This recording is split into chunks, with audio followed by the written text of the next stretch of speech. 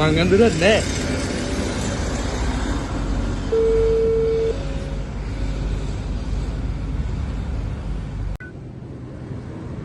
Hello මේ අහනවම මේ මං කතා කරන්නේ. හෙලෝ කවුද? මේ මොනවද අර පිලා එක්ක මොකද්ද සීන් එක? අර පිලාගේ වීඩියෝ එකක් දාලා තින්නේ. හෙලෝ මොකද්ද බං? පිලාගේ තත්ත්වය භයානකයි කියලා දාලා තින්නේ.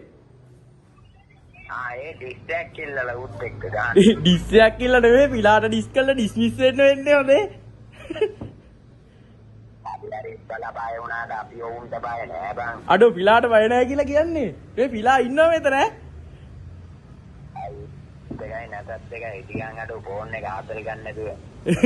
අඩෝ ඒ උඩට පිලාව ඩිස් කරවෙක් ඇතයි ඈ. අනේ ඌ මොන ආල් පාර වෙද්ද බං ඌ කිසියක් දුන්නම් මං අනිවාර්යෙන් ඌට ගහනවා දන්නවද? සිරාවට වැඩෙක් ඈ අපිත් ඉන්නවා. අපි බය වෙන්න එපා. අපි ලොවෙත් ඉන්නවා ඈ. ඌ මොන බෝන්ටෙත් ඌ ටිප් එකක් දුන්නම් මං ඌට ලොවෙත් දෙනවා රිටර්න් එකට රිටර්න් එක. නැත්නම් ඌ පවුග්ගේගේ තරහ නැහැ ඌත් එක්ක. තත්ත්වේ භයානකයි කොහොම හරි පිලාගෙත් දැන් ඈ.